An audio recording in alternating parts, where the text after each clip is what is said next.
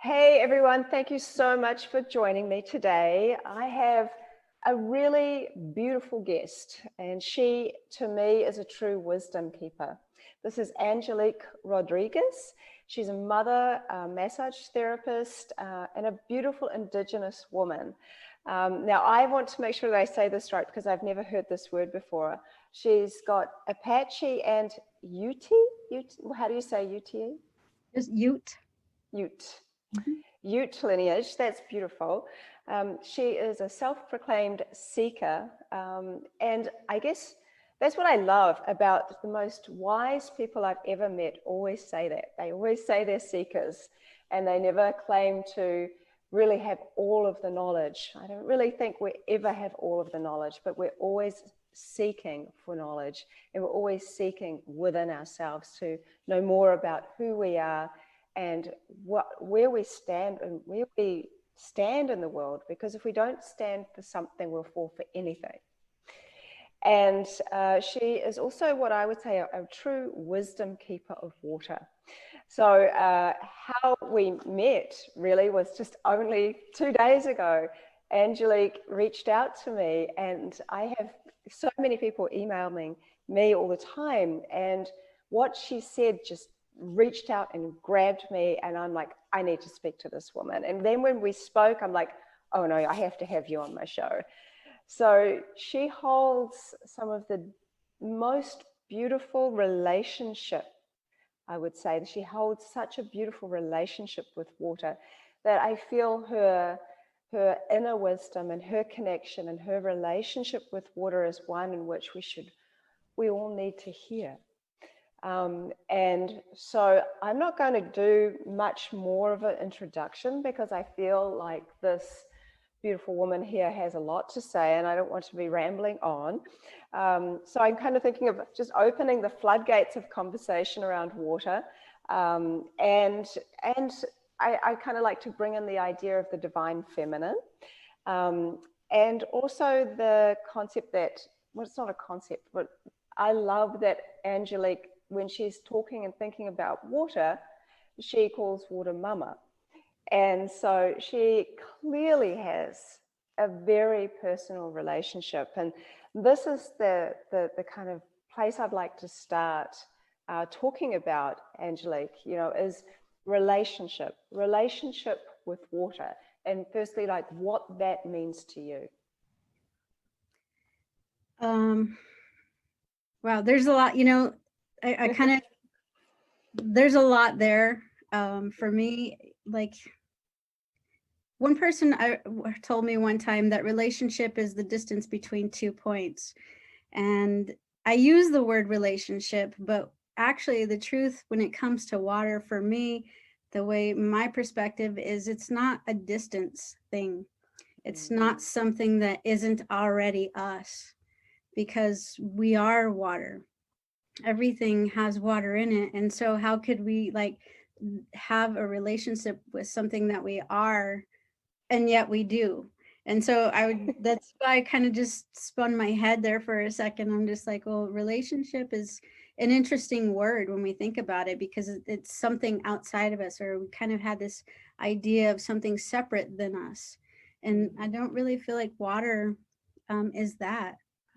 I think that it's something that's so intrinsic to who and what we are, but and yet at the same time I don't know any other word to use other than relationship when we talk about getting in tune and like listening and being more coherent with the water that we are. I mean, it makes it easy to call it a relationship for sure. Until It's someone else interesting. thinks of a better word, I guess that's what we use. I know I have issues with certain words as well, and it's frustrating when there isn't the perfect word, but we work with what we've got. And so, one of the things that inspired me so much when we were talking was around the conversations around inspired thought and how we are literally in our quiet moments. And I like, I find your perspective interesting, whereas you're not using the word meditation, but more in our quiet moments, in our inner thoughts, in our inner tranquil spaces, that's where we get to listen and hear and have inspired thoughts appear inside of us. And what you kind of think that those are, and how that relates to water for you. Yeah, I think that like those quiet places are like the God space for me, because you know, from the very beginning, it's like that frequency or that word going out into the water. That's like that when there was nothing else, there was water. When it was only the void and only spirit, there was water. And so that marriage of just like the frequency and the water that we are, when we are able to like come into those quiet places and really harness the power that we possess in the water that we are, because there's so much information ever since that utterance or that frequency hit that water from the very beginning, that has been recorded and been playing out. And I was thinking when you said divine feminine, what I had a conversation with the water, I was sitting with the water, just like, what would you like me to share? Like, how can I contribute to the awareness and the love for you? And what came to me was just like, I was thinking about like that, those beginning moments when frequency hit water, and that divine masculine and the divine feminine. And for me, it was like, okay, well, if something's coming into the water would be the feminine aspect of that, and that frequency would be the male aspect. No pun intended coming in. Anyway, but like that's the beginning. So like that was like the original combination that made all of us water babies. You know, we're just fraction or fractals of what that experience was from the very beginning moment. And like you look at how water works and receiving all of the frequencies and all around, and like there's so much happening in our world right now. There are so many places that we're being bombarded with, you know, electromagnetic stuff and just the news and just, I mean, our own chitter chatter just constantly going. And for me, what those quiet places translate to is really honing in to spirit and our own spirit, and coming into our own divine, and the female divine, the feminine divine, because of the water element that we are. And just being in those spaces and really tuning into what vibrations we're allowing in, what vibrations are we letting impact us, or are we emanating or reflecting out into our world.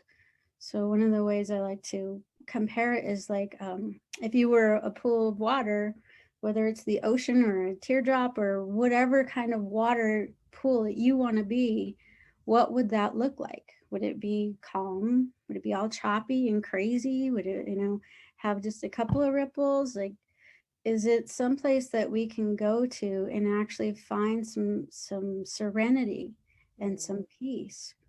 Because if we can find that within ourselves, then we have the ability to really tap in and listen to the frequencies that are playing out in our systems, and get clear about what it is that we're emanating and what it is that's important to us, and having just a deeper understanding of the deeper places in us through that.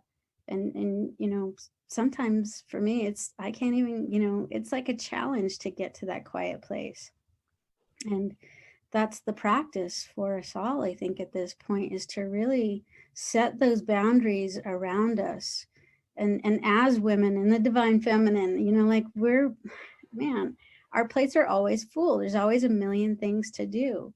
And, you know, the saying goes, when mama's not happy, nobody's happy.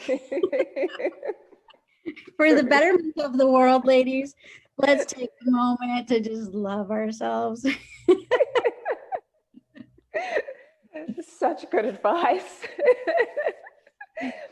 It's true. I notice it because the eyes, like our eyelids is 99% water. And there's such a lot said about, the eyes are the windows to the soul. And so it's so often within the body, when you feel your heartbeat, when you feel your pulse, you're always feeling something's moving, something's pulsating and flowing through the body. So we're clearly fluid beings. But it's interesting because unless we're crying or unless something is literally coming out of our eyes, our eye lens is always kind of this one thing that's very reflective and very like a still pull.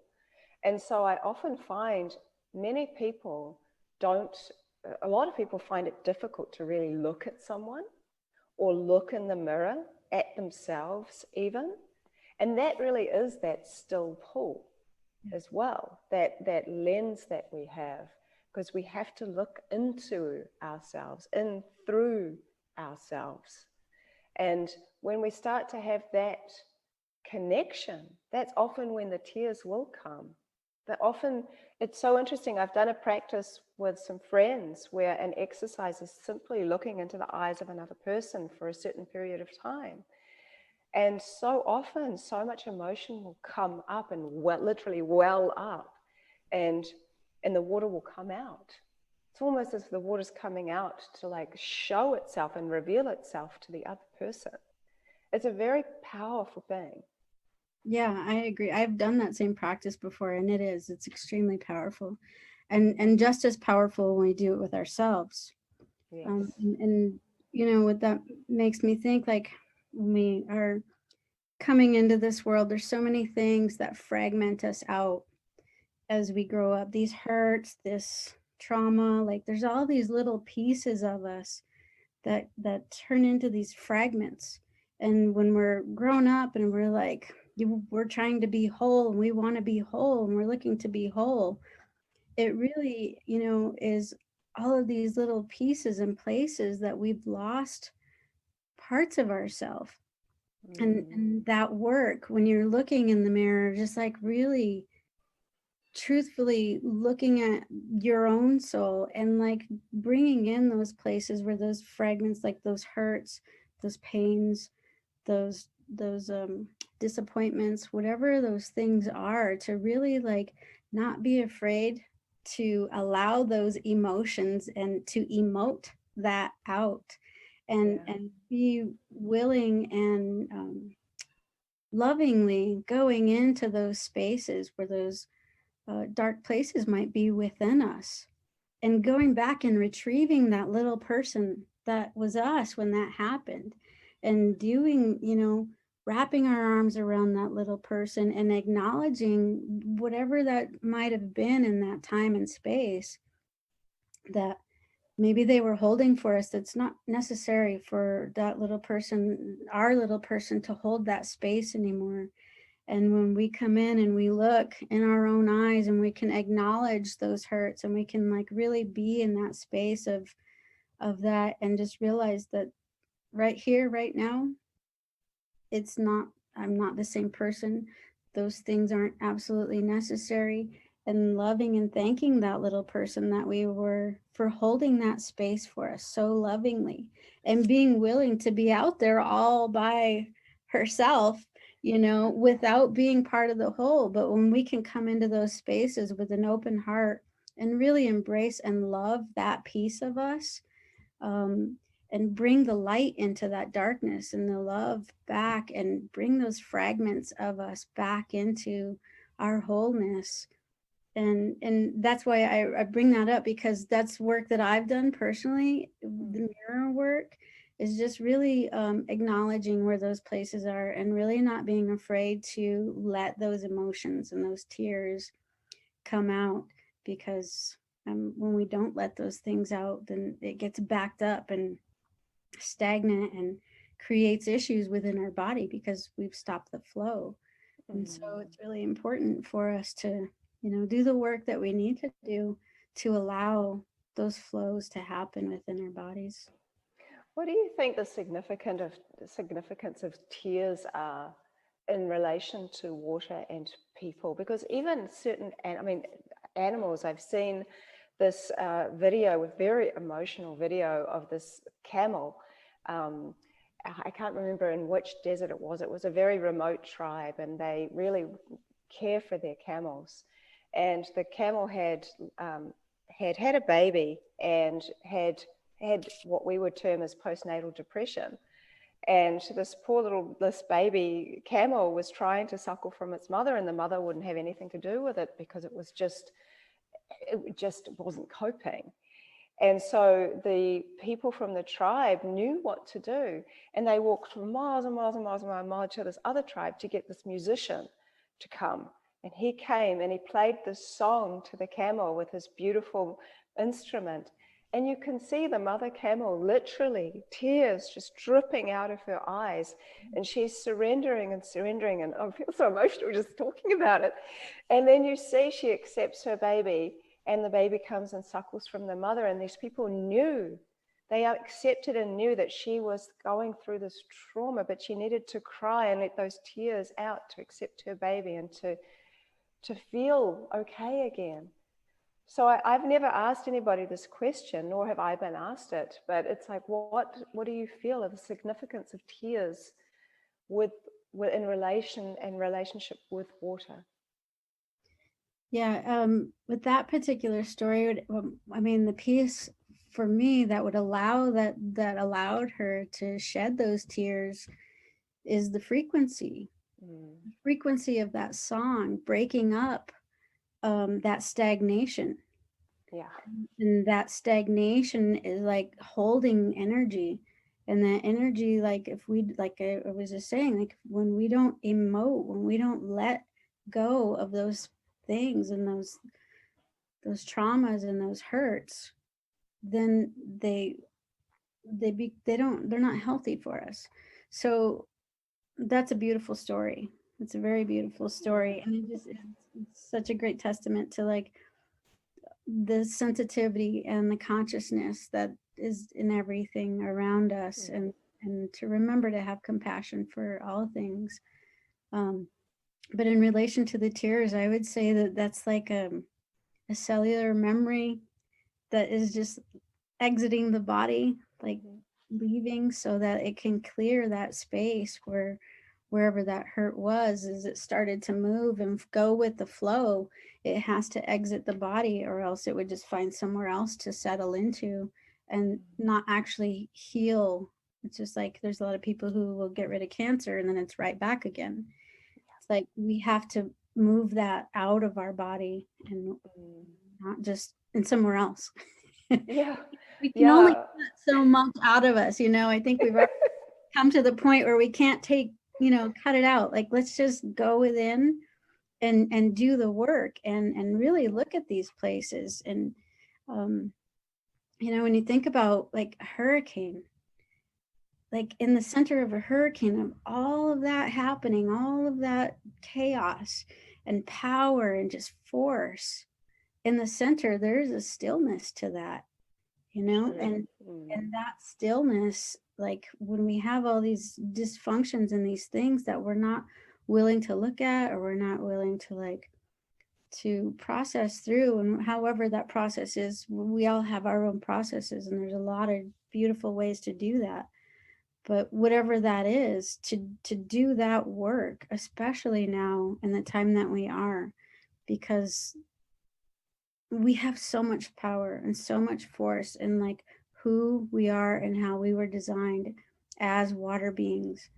And if we can still the center, the eye of the needle, if we can bring that stillness within us, then how we move out in the world is going to have so much more to contribute than if we were all choppy and scattered and we have a million things going and we just can't settle down. It makes it difficult to make what we're contributing very effective because we're spread so thin. Yeah, so true.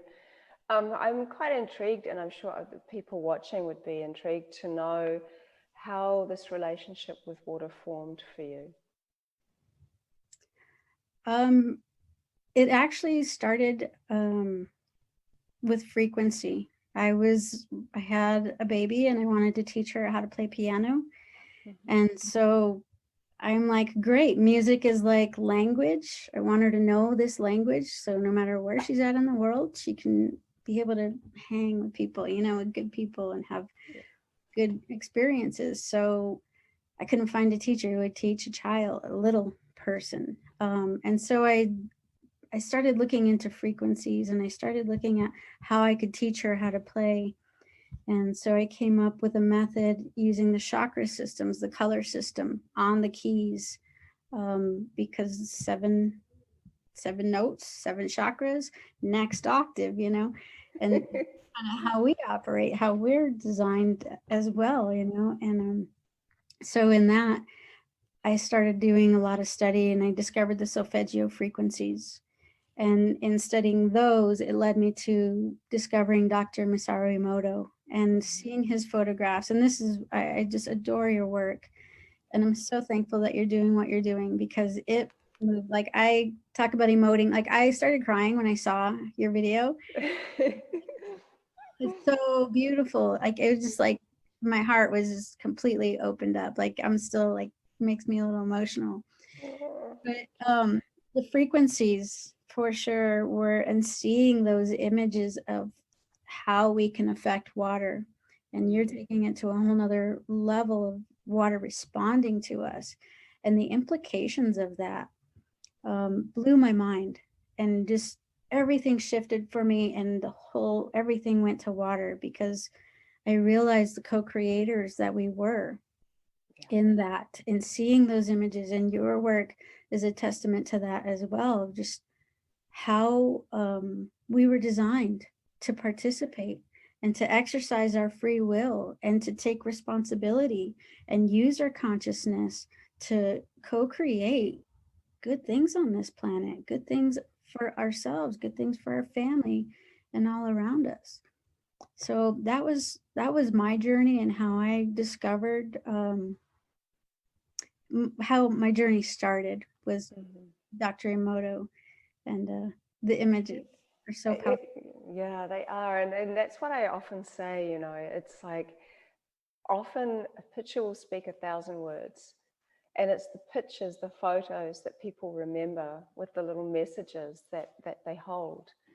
And it shows the power of imagery, and how powerful it can mean so much to us. And everybody's at a different stage and place in their life, but we can mostly relate to something that we see as beautiful compared to something that we see as not not as coherent. So we can definitely differentiate between something that just makes sense to us, that we can go, gosh, that's gorgeous. Look how beautiful nature is. Because we can be so judgmental.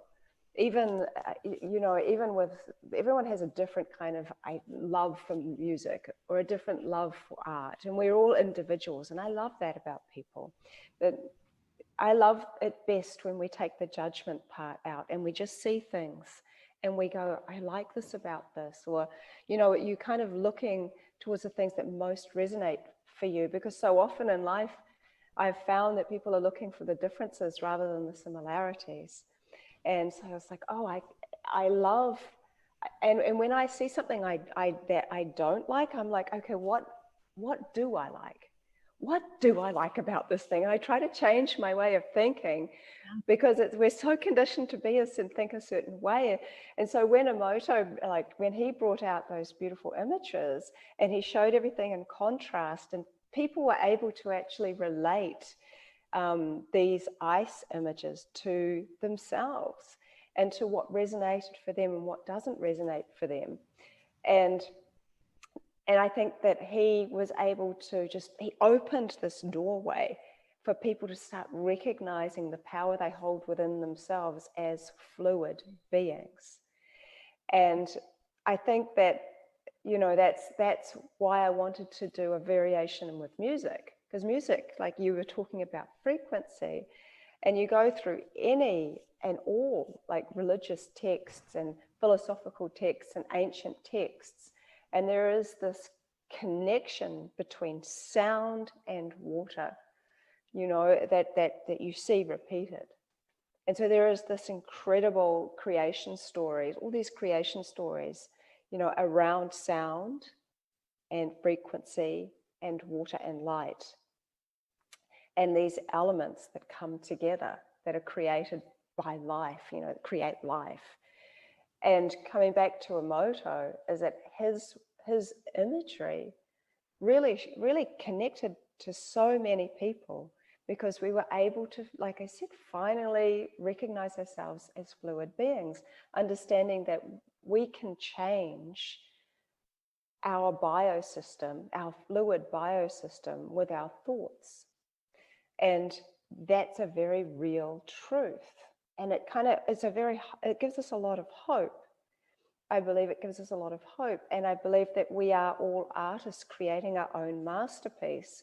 Sometimes we have to like wipe the whole thing, you know, and redo it and have like a total redo and go, okay, now I'm going to start again.